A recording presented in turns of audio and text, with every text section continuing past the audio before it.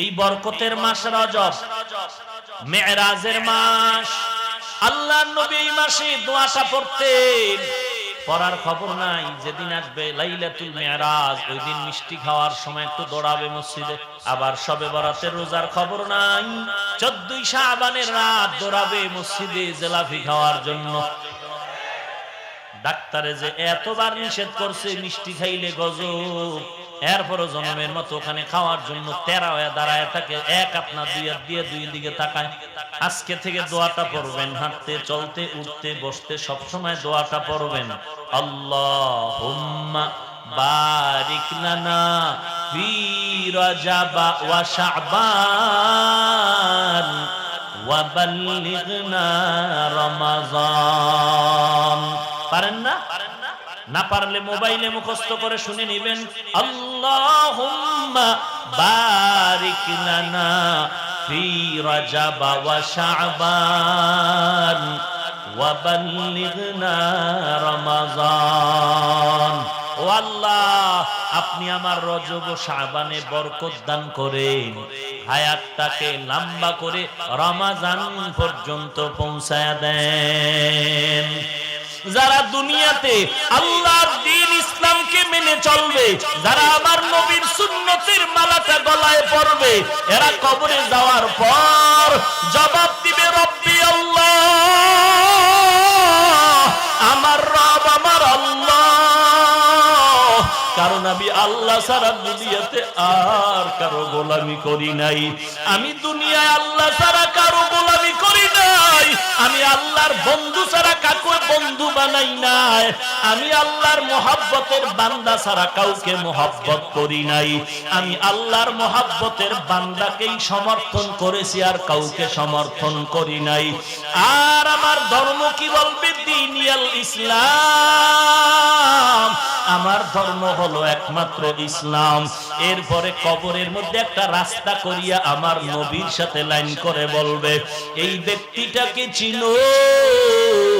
নবীর আশিকেরা বলবে, ইনি তো সেই আমার মায়ার নবী, যেই নবীকে দেখতে পারি নাই, যেই নবীকে না দেখে আলেমদের বয়ান শুনে টুপি পরেছি, নবীর আদর্শের দাড়িটা রেখেছি, যেই নবীর সুন্নতের পোশাক পরেছি, ওই তো আমার সেই মায়ার নবী,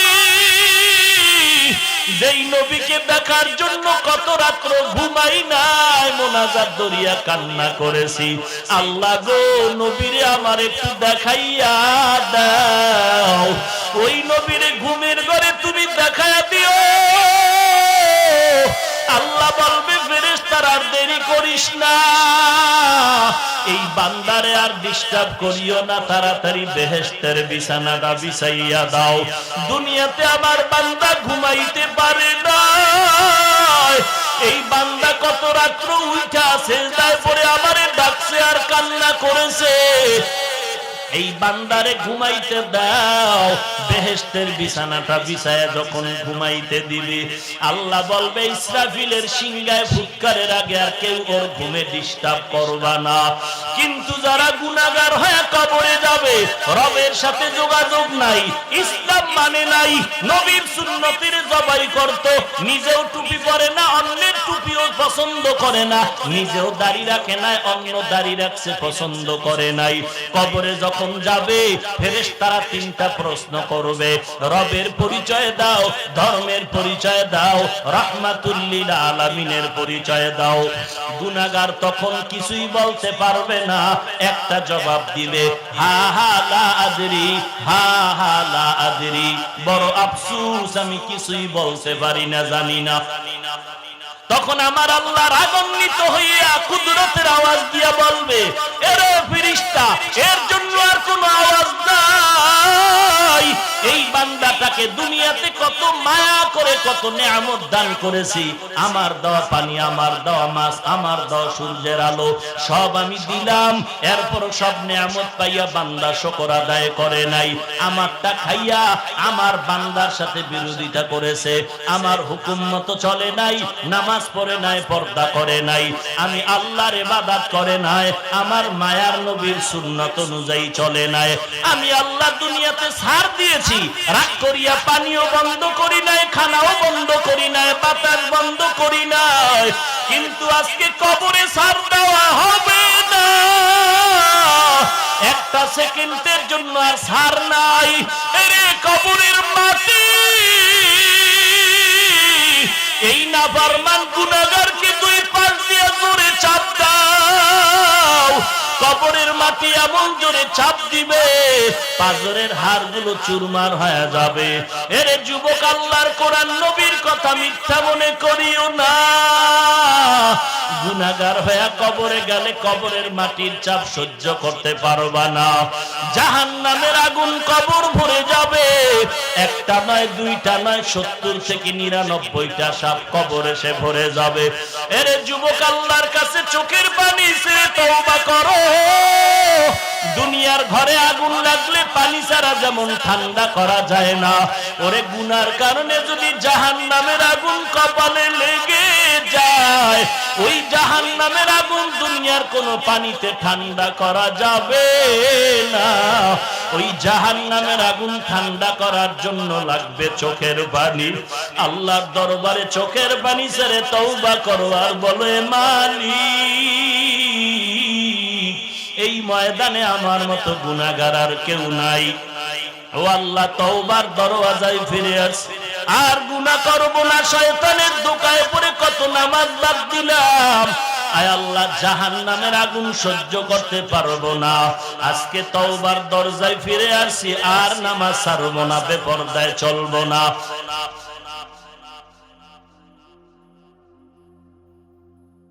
الحمد لله الذي جعل الشمس والقمر بحسبان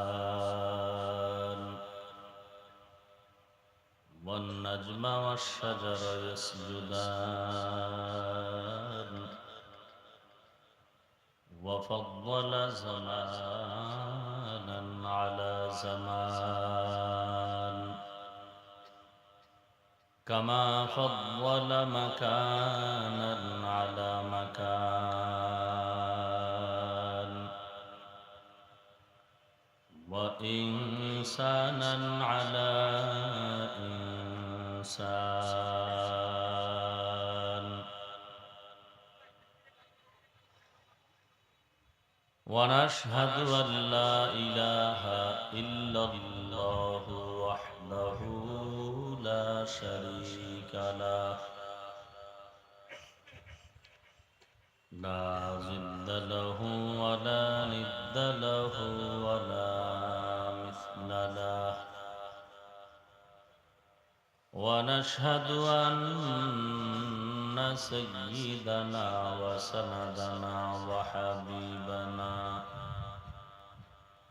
وحبيب ربنا وطبيبنا وطبيب قلوبنا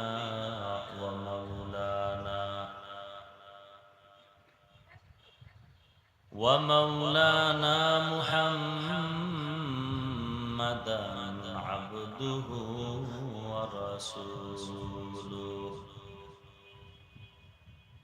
صلى الله تعالى عليه وعلى آله وأصحابه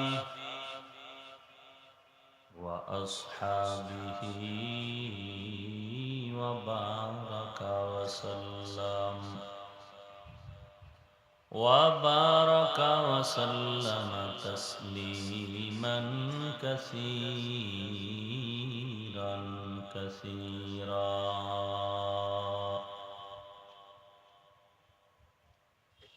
الذي أرسله الله تعالى بالحق بشيرا ونذيرا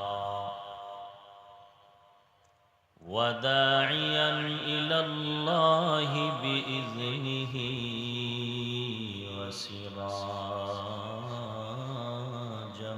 منيرا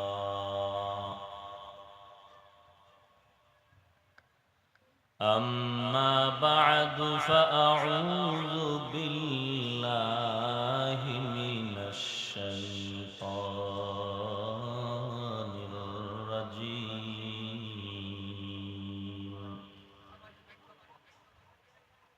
بسم الله الرحمن الرحيم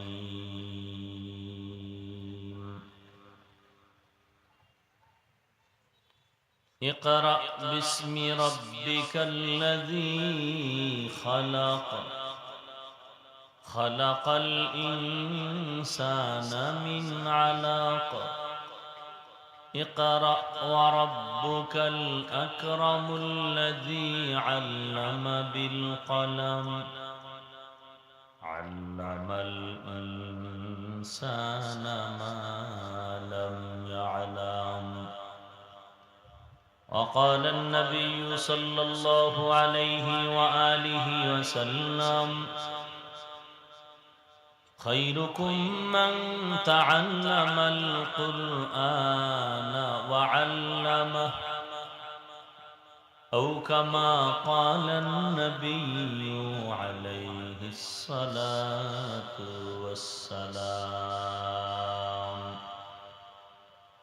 صدق الله مولانا العظيم وصدق رسوله النبي الأمي الكريم ونحن على ذلك من الشاهدين والشاكرين والذاكرين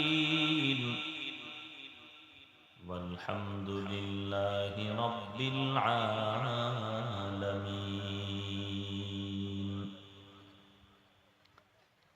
اللهم صل على محمد النبي الأمي وعلى آله وسلم تسليما اللهم صل على روح محمد في الأرواح وصل على جسد محمد في الأجساد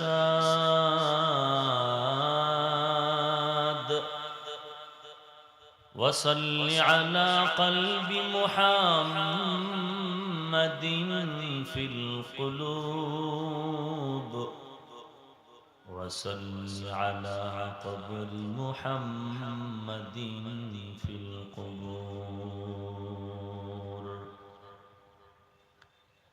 بذكر شهر چبینی در خروش است ولی دانا دری معنا که گوش است نه بلبل بر غلش تسبیح خانست که هر خاره با تسبیحش زبانست ذکر حق آمد غذائی روح را مرحم آمد دل مجروح را لا الہ الا اللہ لا الہ الا اللہ لا الہ الا اللہ لا الہ الا اللہ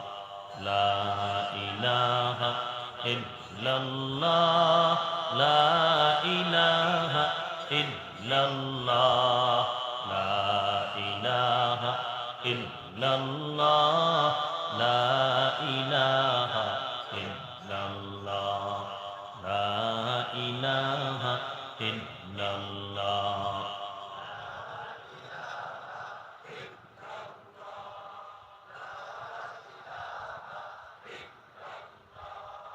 لا إله إلا الله لا إله إلا الله ইল্লাল্লাহ লা ইলাহা ইল্লাল্লাহ লা ইলাহা ইল্লাল্লাহ লা ইলাহা ইল্লাল্লাহ লা ইলাহা ইল্লাল্লাহ লা ইলাহা ইল্লাল্লাহ লা ইলাহা ইল্লাল্লাহ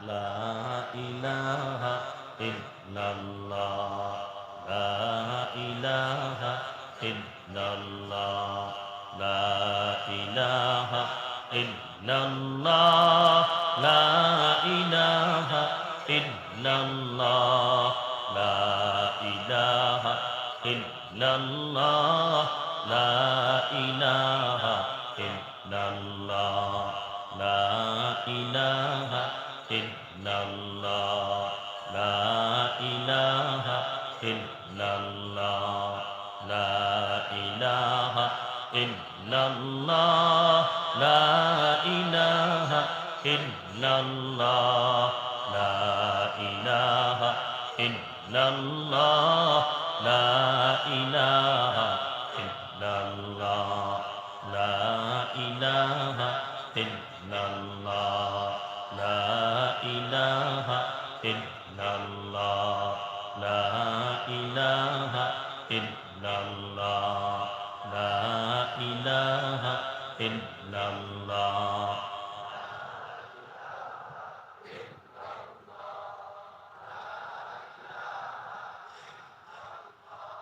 لا إله إلا الله محمد رسول الله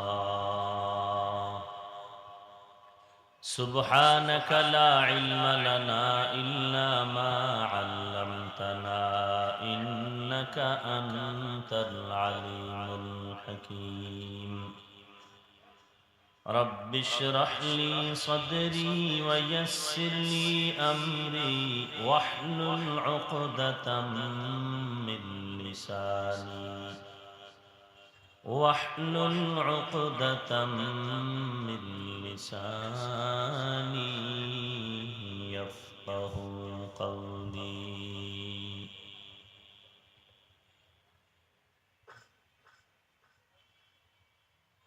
उल्फत में बराबर के वफा हो के जफा हो उल्फत में बराबर के वफा हो के जफा हो हर चीज में लज्जत है अगर दिल में मजा हो हर चीज में लज्जत है अगर दिल में मजा हो एक चश्मे ज़दन गाफिल ज़ा शाह नबाशी एक चश्मे ज़दन गाफिल ज़ा शाह नबाशी शयद के निगाहे कुनदा गाह नबाशी शयद के निगाहे कुनदा गाह नबाशी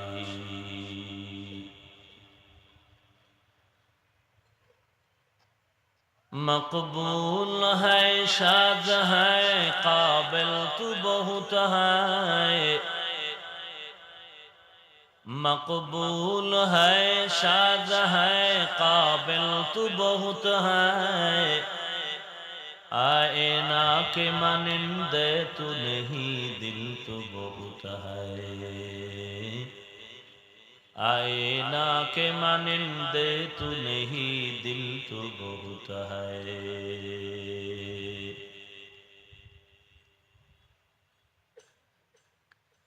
মারকাজুল উলুম মাদ্রাসা চট্টগ্রাম এর 17তম ঐতিহাসিক দস্তারবন্দি জলসা ওয়াজ মাহফিল আজ 14 মার্চ 2020। মহতি এ মাহফিলে উপস্থিত মুহতারাম সম্মানিত সভাপতি হাফেজ মৌলানা তোহা সিদ্দিকী দামাত বারাকাতুহুম,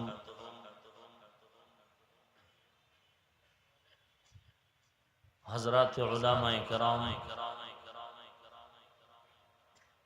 বিভিন্ন অঞ্চল থেকে আগত আল্লাহ পাকের আশিকিন, জাকিরিন, শাকিরিন, মুহিব্বিন, মুরব্বিয়ান এজাম, কলিজার টুকরা আমার সমবয়সী যুবক বন্ধুগণ, স্নেহের ছোট ভাই, পর্দার আড়ালে অবস্থানরত শ্রদ্ধেয়া সম্মানিত মা ও বোনেরা, আল্লাহ রাব্বুল আলামিনের দরবারে লাখো কোটি শুকর ও সুজুদ যে মহান রব্বুল আলামিন ফিতনার জামানায় কোরআন ও সুন্নাহর ভিত্তিতে সহিহ তরিকায় কিছু কথা বলার জন্য, শুনবার জন্য আমাদেরকে কবুল ও মঞ্জুর করেছেন। নিয়ামতের শুকর আদায়ার্থে মুসলমান হিসেবে ঈমানের আওয়াজকে উঁচু করে এক আওয়াজে উচ্চ কণ্ঠে সকলেই কালিমাতুশ শুকর উচ্চারণ করি, আলহামদুলিল্লাহ।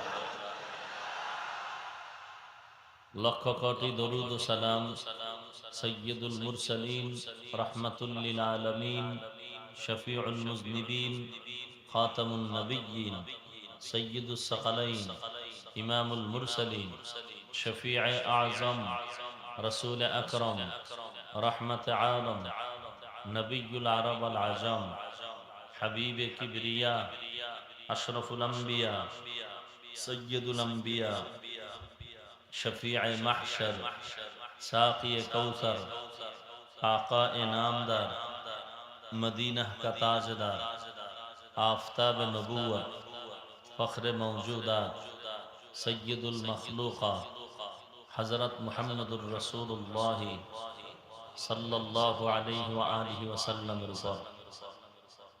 সর্বোপরি শুকর যে আজ একটি দ্বীনী প্রতিষ্ঠান মাদ্রাসার আয়োজনে মাহফিল, আল্লাহ পাক এই সুন্দর আয়োজনে আমাদেরকে উপস্থিত হওয়ার তৌফিক দান করেছেন এবং যারা এই সুন্দর আয়োজনের পেছনে সহযোগিতা করেছেন, সময়, পরামর্শ, অর্থ দিয়ে দোয়া করে উপস্থিত হয়ে মাইক, লাইট, প্যান্ডেলের ব্যবস্থাপনার মাধ্যমে এলাকার যুবক, বৃদ্ধ, ব্যবসায়ী, শ্রমিক, চাকুরীজীবী, বিভিন্ন শ্রেণী পেশার মানুষ, জনপ্রতিনিধি, প্রশাসন, উলামায়ে হযরত, আইম্মায়ে মাসাজিদ,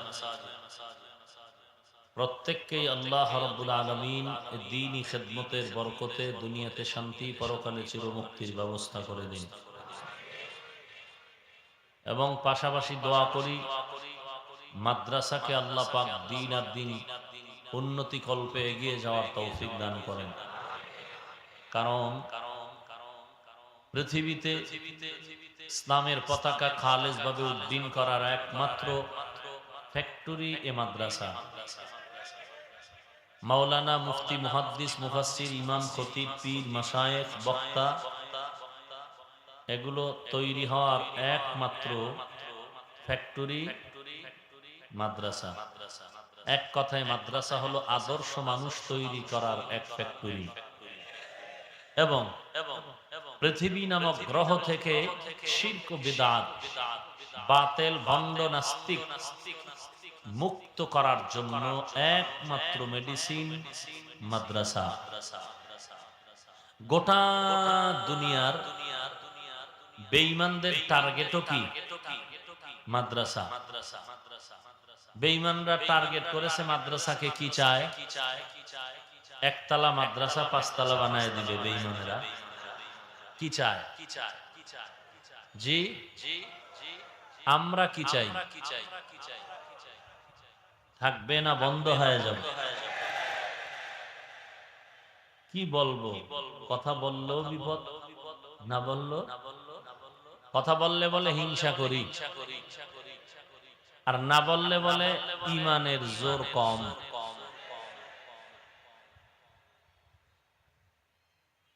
কি এক মুসিবতের মধ্যে দিন যাপন করা হচ্ছে আজ উলামায়ে কেরামে। মনে হয় যেন কিছু কিছু মানুষের কথার দ্বারা যে কোরআন হাদিস শিখার পরে একজন আলেম হওয়া এদেশের জন্য কারো কারো কাছে বোঝা।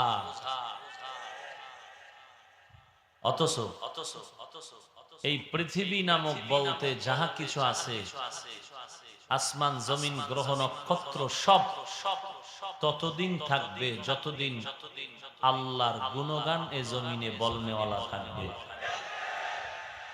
যেদিন আল্লাহ বলার কেউ থাকবে না, এ আসমান জমিনও কিয়ামত হয়ে যাবে।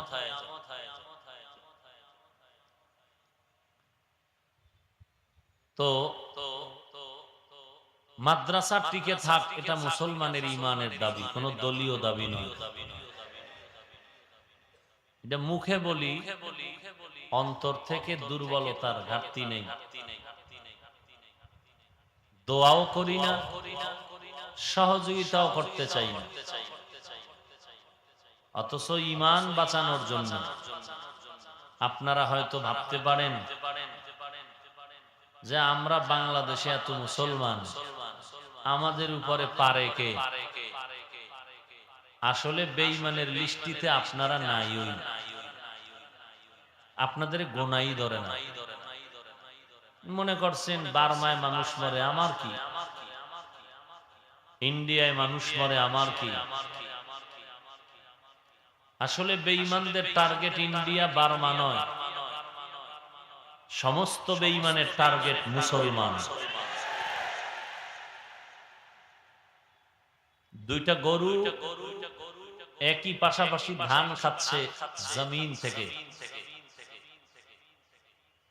জমিনের মালিক একটা বেত নিয়ে একটা গরুর উপরে বেত্রাঘাত করলো। এক গরুর পিঠির উপরে যখন আঘাত করলো, আর এক গরু দৌড়। একজনে সামনে দাঁড়ায় বলে, তুমি দৌড়াও কেন? বলে, এর পরের সিরিয়াল আমার। আপনি ভাবতেছেন এই দেশ, আমরা মুসলমান, মাদ্রাসা, আলেম ওলামা, আমাদের কি হবে? ঈমান ও আমল যার যত পাকা, তার উপরে মুসিবত তত বেশি। আপনি তো মুসলমান, কেউ নামে কেউ কামে, কামেও পরিপূর্ণ নাই, নামেই বেশি। বাপ মুসলমান, দাদা মুসলমান, আমিও জন্মসূত্রে মুসলমান। ডাক্তারের ঘরে জন্ম নিলেই যেমন ডাক্তার বলা যায় না, হওয়া যায় না, সার্টিফিকেট লাগে, মুসলমানের ঘরে জন্ম নিলেও মুসলমান হওয়া যায় না, বলা যায় না, ঈমানের সার্টিফিকেট লাগে। 800 বছরের শাসন করা দেশ স্পেন, একটানা 800 বছর শাসন করেছিলেন মুসলমান। খ্রিস্টানদের হাত থেকে তারেক বিন জিয়াদ আরব ভূমধ্য সাগর পেরিয়ে স্পেনের শহরকে দখল করে শাসন করলেন লাগাতার 800 বছর। ইহুদি আর বেঈমান চক্রান্ত করে আবু আব্দুল্লাহ 800 বছরের শেষ স্পেনের দায়িত্বে যিনি আছিলেন, তার যুবক ছেলেকে প্ররোচনা দিয়ে বলল, তুমি তোমার বাবার থেকে চাবি হাতায় নাও, তুমি চেয়ারে বসো, আমরা সহযোগিতায় আছি। বাবা বৃদ্ধ হয়ে গেছে,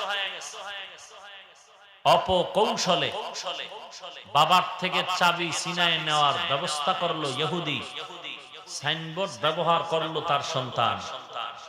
এটাই ইহুদিদের চূড়ান্ত একটি অপকৌশল। ইহুদির মুসলমানকে পতন করার একটা অপকৌশলের যত পথ আছে, এর মধ্যে একটা হলো ডিভাইডেড এন্ড রোল পলিসি। মুসলমানের একতাবদ্ধতাকে ভিন্ন করে দাও, ঐক্যকে বিনষ্ট করে দাও, মুসলমান যেন এক প্ল্যাটফর্মে দাঁড়াতে না পারে, তাবলীগ আলাদা করে দাও, পীরের লাইনে যারা আলাদা করে দাও, মাদ্রাসার লাইনে আলাদা করে দাও। আলাদা আলাদা হয়ে গেলে শক্তি দুর্বল হয়ে যাবে। ইহুদিদের একটা চূড়ান্ত একটি অপকৌশল, বাবাকে অবসরে দিয়া ছেলে চাবি নিলেন, এর পেছনে বুদ্ধি পরামর্শ দিল কারা? ইহুদিরা কয় যেই পরামর্শ দেওয়ার কারণে তুমি চেয়ারে বসছো কেমন লাগে, নিজের ভেতরের ভাবটা বলে ভালোই, বলে তো এই ভাগের অংশ আমাদেরকেও দাও, বড় দায়িত্ব লাগবে না, পিএসটিএস বানাও। চতুর্পার্শ্বে ইহুদিরা বসে গেল। ছোটখাটো দায়িত্ব দেওয়ার পরে সংখ্যা ইহুদি বেড়ে গেল। কিছুদিন পরে বলে তুমি কি বসবা না কতল করে দিব? ডানে বামে তাকায় দেখে যে আমি একা, গোনাগুনি 2-4 জন আছে, কিন্তু ফুল টেবিলের সদস্য সব ইহুদি। একদিন না, ক্রমান্বয়ে এটাকে আস্তে আস্তে জটলা বাঁধলো। ফাইনাল তারা হুঁশিয়ারি সংকেত দিল, জীবন নিয়ে কি বাঁচবা না মরে যাবা? বাঁচার পথ একটা, মরে যাওয়ার পথ একটা। বাঁচার কি পথ? বলে সমুদ্রের ভেতরে স্টিমার আছে, জাহাজ আছে, ওই জাহাজে চড়ে তোমরা আরব সাগর পেরিয়ে চলে যাও, না হয় হত্যা করে দেওয়া হবে সব। মুসলমানের বিশাল জনগোষ্ঠী এদেরকে বাধ্য করলো স্টিমারে উঠাইয়া সাগর পেরিয়ে দেওয়ার জন্য। কিন্তু কত বড় হিংস্র মানুষরূপী হায়ওয়ান এই ইহুদির জাত। স্টিমারে যে মুসলমান উঠলো, সমুদ্রের মধ্যখানে যাওয়ার পর স্টিমার আগুন ধরিয়ে দিল। মুসলমান স্টিমার সহ পুড়ে ছাই হয়ে গেল, সমুদ্রের পানি কালো হয়ে গেল। আর যাদেরকে হাতে পাইলো মারলো, মসজিদ আগুন জ্বালায় দিল। 30 খণ্ড তাফসীর, উল্লেখযোগ্য তাফসীরে কুরতুবী, স্পেনের শহরে লেখা, আগুন দিয়ে পুড়ে ফেললো। হাজারো লাখো তাফসীর পুড়ে ফেললো। এরপরে তারা উল্লাসে মেতে উঠলো, মুসলমানকে বোকা বানাইয়া ধোঁকা দিয়েছি। দিনটা ছিল এপ্রিলের 1 তারিখ। গোটা দুনিয়ার বেঈমান ইহুদিরা আজ মুসলমানকে বোকা বানাইয়া ধোঁকা দেওয়ার কারণে আজও তারা উল্লাসে 1 এপ্রিল ফুল পালন করে।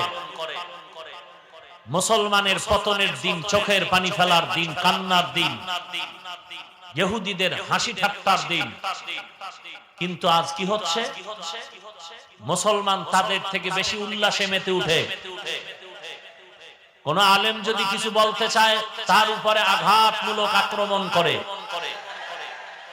কারণটা কি?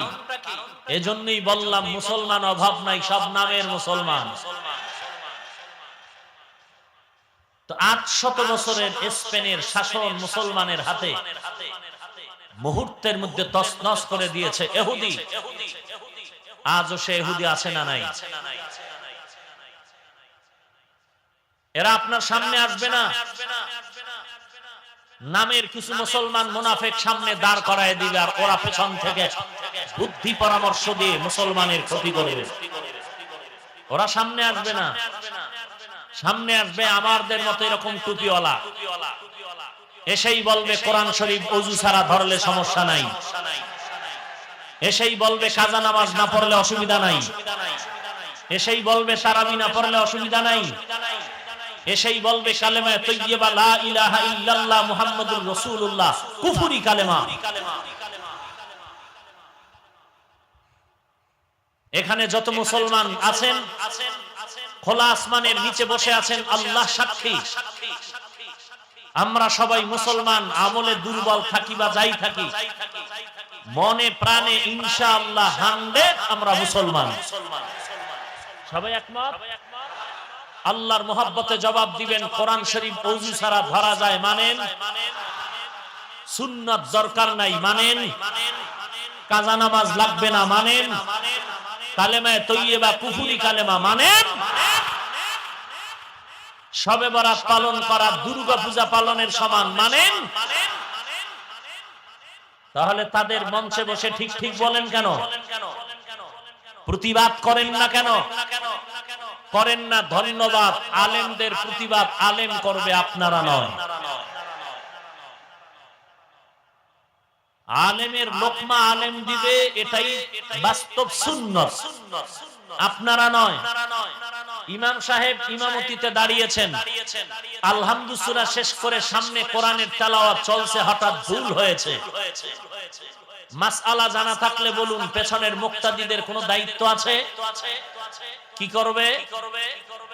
লোকমা কেমনে দিবে? কলার ধরে টান দিয়া পেছনে আনবে না? আদব আছে? এখন এই ভুলটা যে কোরআন শরীফের ভেতরের আয়াতে হইল, আপনি তো আলহামদুই পারেন না, ভেতরের খবর নিবেন কেমনে? ইমাম সাহেব তো মাঝখানে গিয়া ব্রেক হয়ে গেছে, এখন এটা বুঝবে কে? বলেন। আলেম বুঝার পরে লোকমা দিবে। লোকমা দেওয়ার পরে যদি কোনো বোকা পরাকপাল বলে সি সি সি সি সি সি, হুজুরের মধ্যে এত হিংসা, আমগো ইমামের ভুল ধরলো। হিংসা, হিংসা এটা।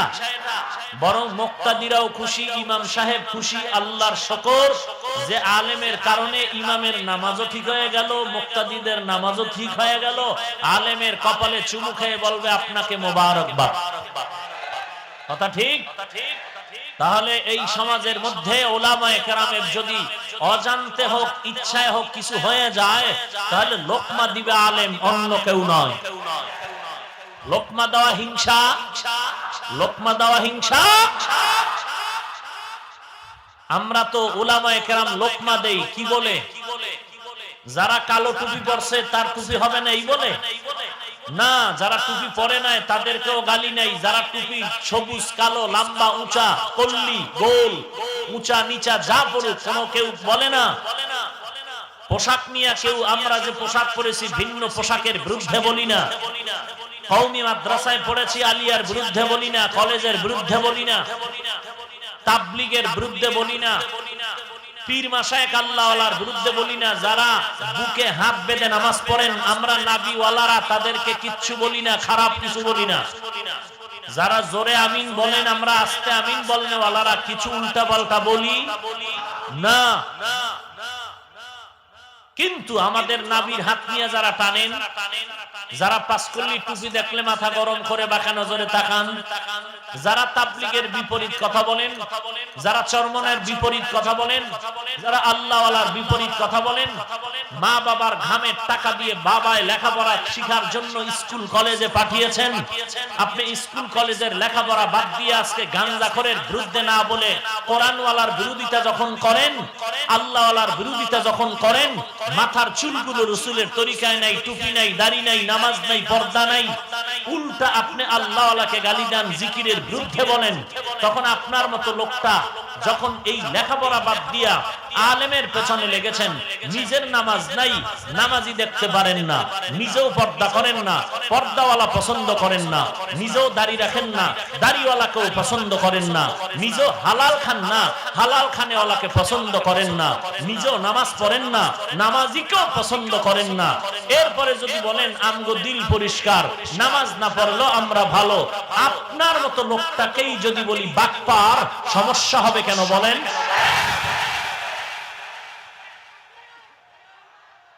আমি তো কোনো আলেমকে বলিনি, কোন সুন্নতি টুপিওয়ালাকে বলিনি, কোন পাগড়িওয়ালাকে বলিনি। সমস্যা কি? আমি তাবলীগের বিরুদ্ধে বলি না, আলিয়ার বিরুদ্ধে বলি না। আমার মধ্যে হিংসা না আপনারা কওমির বিরুদ্ধে বলেন? হিংসা আপনার মধ্যে। হ্যাঁ, হিংসার ডেফিনেশন জানেন? আল্লাহ সব ভাইকে হেদায়েত দান করুন। আরো মহব্বতে বলেন।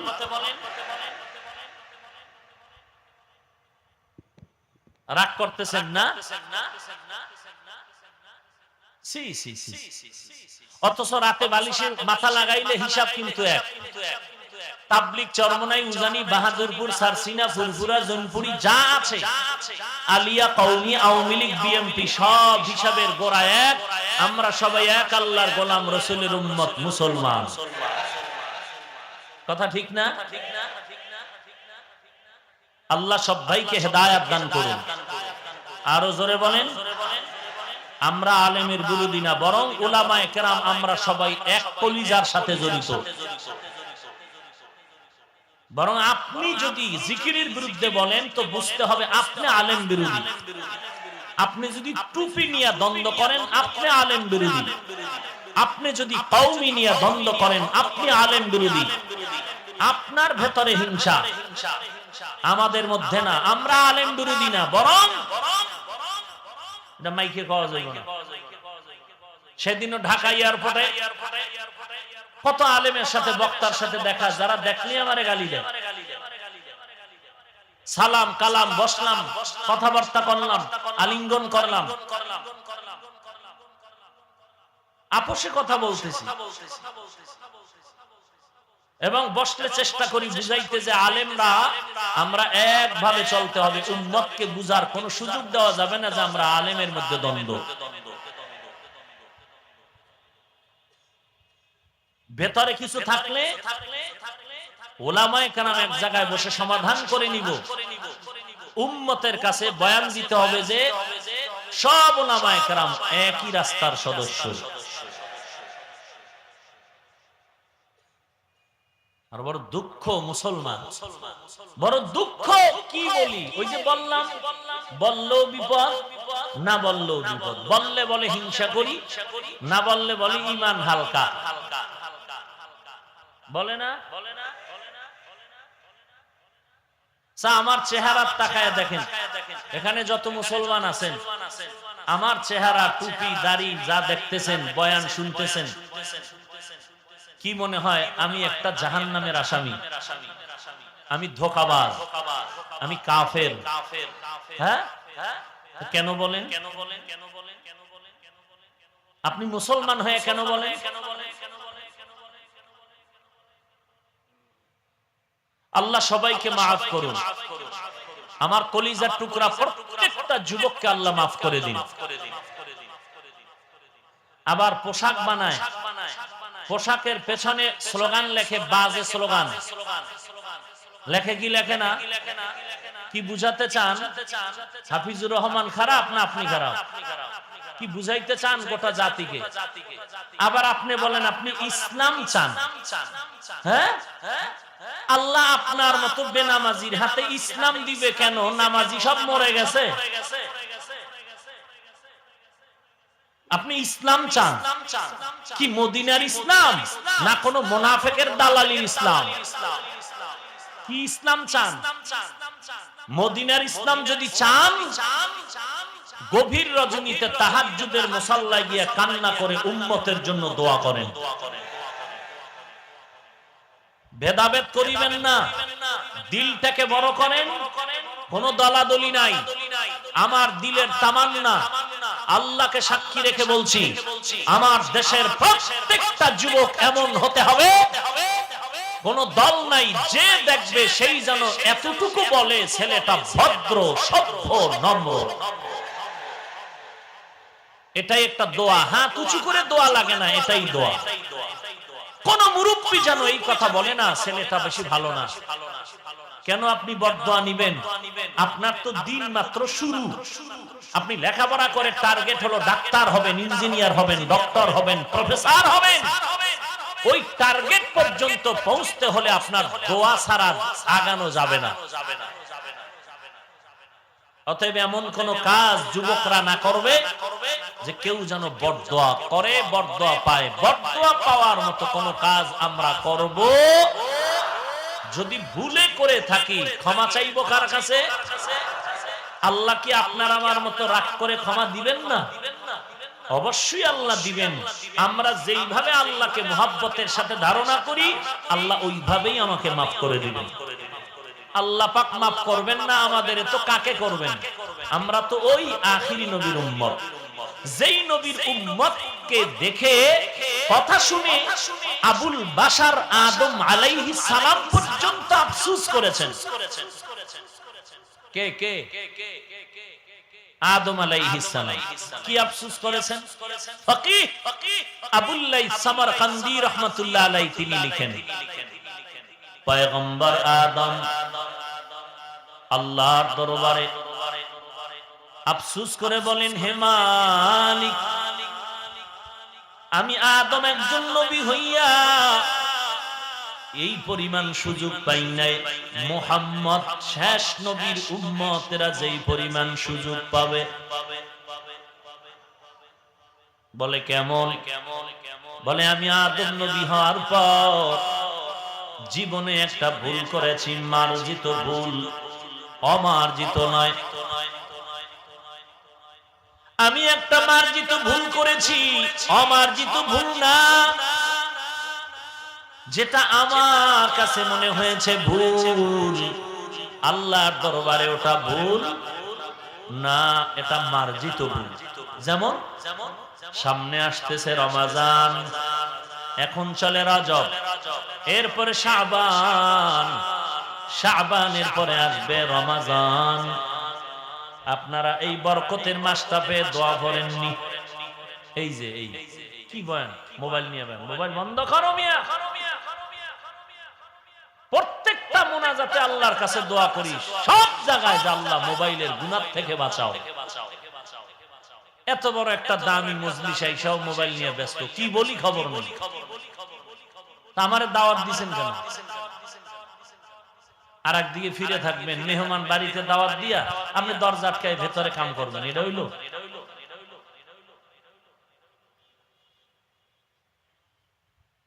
এই বরকতের মাস রজব, মেরাজের মাস। আল্লাহর নবী এই মাসে দোয়াটা পড়তেন, সবাই পড়েননি, খবর নাই, পড়ার খবর নাই। যেদিন আসবে লাইলাতুল মেরাজ, ওই দিন মিষ্টি খাওয়ার সময় একটু দৌড়াবে মসজিদে। আবার শবে বরাতের রোজার খবর নাই, 14 শাবানের রাত দৌড়াবে মসজিদে জিলাপি খাওয়ার জন্য। ডাক্তারে যে এতবার নিষেধ করছে মিষ্টি খাইলে গজব, এরপরও জনমের মতো ওখানে খাওয়ার জন্য তেরা হয়ে দাঁড়ায় থাকে, এক আপনা দুই হাত দিয়ে দুই দিকে তাকায়, আছে না নাই? এরপর যদি কম পায় কিলাকিলি, মসজিদ পর্যন্ত আলাদা করে ফেলে, তোর মসজিদে নামাজি করুন না, জিলাপি কম দিলি কেন? আছে না নাই? চট্টগ্রামে নাই, তার থাকবে কই? সব আশেকের খানকা না। हकीकत से तू दुनिया बेखबर है, दुनिया की नुमाइश पर नजर है। नमी गुयम के अज दुनिया जुदा बाश, बहर कारे के बाशी बा खुदा बाश।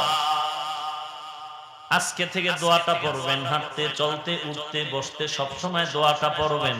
আল্লাহুম্মা বারিক লানা ফি রজব ওয়া শাবান ওয়া বাল্লিগনা রমাজান।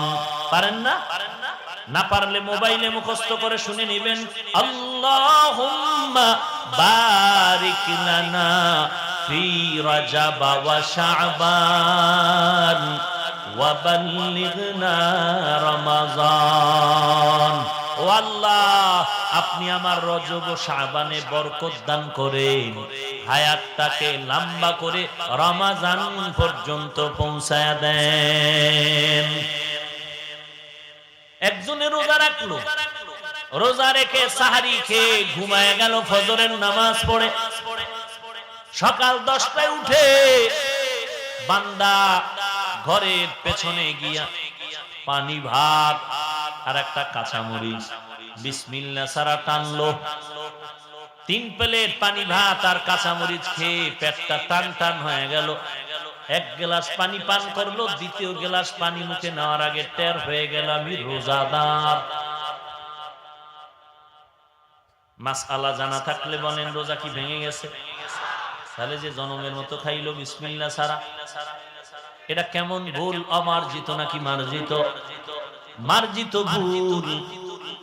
আদম নবী বলেন আমি একটা মার্জিত ভুল করেছি, অমার্জিত নয়। এই একটা ভুলের জন্য আল্লাহ রাব্বুল আলামিন আমার শরীর থেকে জান্নাতি পোশাকগুলো ফালায়া দিলেন। কিন্তু আমি নবী হইয়া একটা মার্জিত ভুলের কারণে এত পরিমাণ সুযোগ পাই নাই। আমার আখিরি নবীর উম্মতেরা যেই পরিমাণ নবীর বরকতে সুযোগ পাবে, বলে তা